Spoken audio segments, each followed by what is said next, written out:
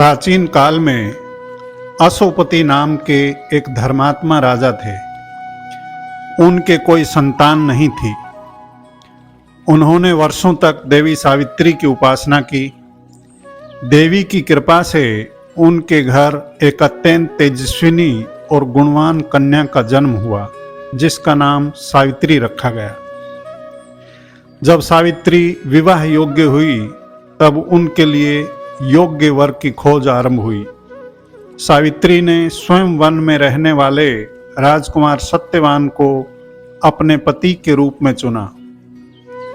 सत्यवान के पिता एक अंधे और राज्यच्युत राजा थे जो वन में रहते थे। उसी समय देवऋषि नारद राजा अशोपति के पास आए और बोले, सत्यवान सर्वगुण संपन्न है, परंतु उसकी आयु केवल 1 वर्ष शेष है। राजा अशोपति चिंतित हो गए और सावित्री को समझाने लगे कि वह अन्य वर का चयन कर ले, परंतु सावित्री ने दृढ़ स्वर में कहा, भारतीय नारी एक बार ही पति का वर्ण करती है।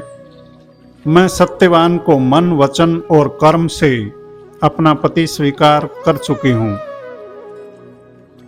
अंततः उनका विवाह सत्यवान से हो गया। समय बीतता गया। जब सत्यवान की आयु का अंतिम दिन निकट आया, तब सावित्री ने 3 दिन का कठोर व्रत और उपवास किया। निर्धारित दिन सत्यवान लकड़ियां काटने वन में गए। सावित्री भी उनके साथ चली गई। वन में लकड़ियां काटते समय अचानक सत्यवान के सर में तीव्र पीड़ा हुई। वे सावित्री की गोद में सर रखकर लेट गए।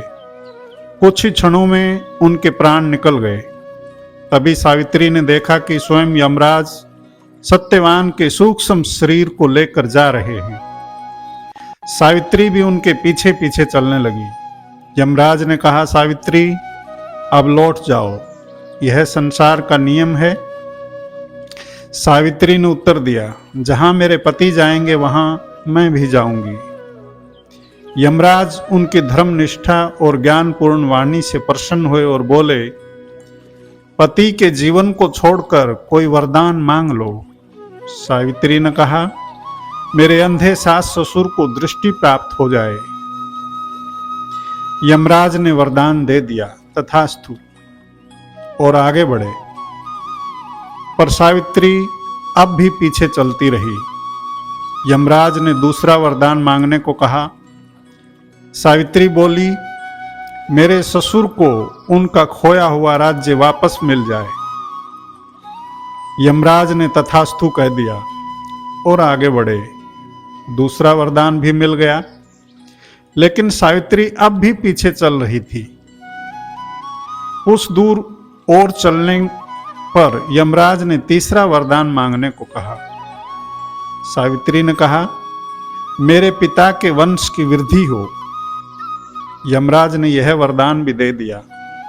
फिर भी सावित्री पीछे नहीं हटी। अंततः यमराज ने चौथा वरदान मांगने को कहा। सावित्री ने बड़ी बुद्धिमानी से कहा, मुझे 100 पुत्रों की माता होने का सौभाग्य प्राप्त हो। यमराज ने तथास्तु कह दिया। तभी सावित्री ने विनम्रता से कहा, हे धर्मराज, बिना पति के मुझे पुत्र कैसे प्राप्त होंगे? आपने स्वयं मुझे पुत्र प्राप्ति का वरदान दिया है। आपका वरदान मिथ्या हो जाएगा। यमराज सावित्री की बुद्धि, निष्ठा और पतिवर धर्म से अत्यंत प्रसन्न हुए। उन्होंने सत्यवान के प्राण लौटा दिए और आशीर्वाद दिया, सावित्री, संसार में तुम्हारा नाम आदर्श नारी के रूप में अमर रहेगा। सत्यवान जीवित हो उठे। उनके माता पिता को दृष्टि प्राप्त हो गई और खोया हुआ राज्य भी वापस मिल गया।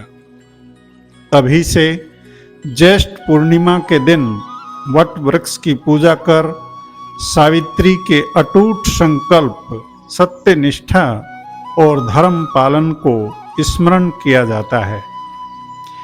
यदि आज के समय में हम भी वैसा ही दृढ़ संकल्प, धर्म निष्ठा और ईश्वर में अटूट विश्वास प्राप्त करने की इच्छा रखते हों, जिसके सामने मृत्यु जैसी शक्ति भी झुक जाए, तो सावित्री के जीवन के आध्यात्मिक पक्ष का भी अनुसरण करने की आवश्यकता है। सावित्री सत्यवान की यह विस्तृत गाथा महाभारत ग्रंथ के वन पर्व में अंकित है। सावित्री ने देवऋषि नारद से ब्रह्म ज्ञान प्राप्त किया हुआ था, अर्थात घट भीतर आत्मा की दिव्य ज्योति का दर्शन प्राप्त किया हुआ था, जो केवल एक ब्रह्मनिष्ठ सतगुरु के द्वारा ही संभव हो सकता है। वह राजकुमारी होते हुए भी तपस्विनी थी, ब्रह्म ज्ञान की महान साधिका थी। वह निरंतर ईश्वर से जुड़ी रहती थी, जिस पर ईश्वर उनसे प्रसन्न रहते थे।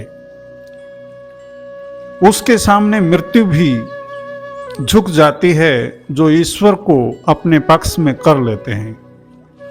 हमारे पवित्र ग्रंथों में अनेकों उदाहरण विद्यमान हैं। रविदास जी के द्वारा जब मीरा ने ब्रह्म ज्ञान को प्राप्त किया तो उसका विष अमृत बन गया था।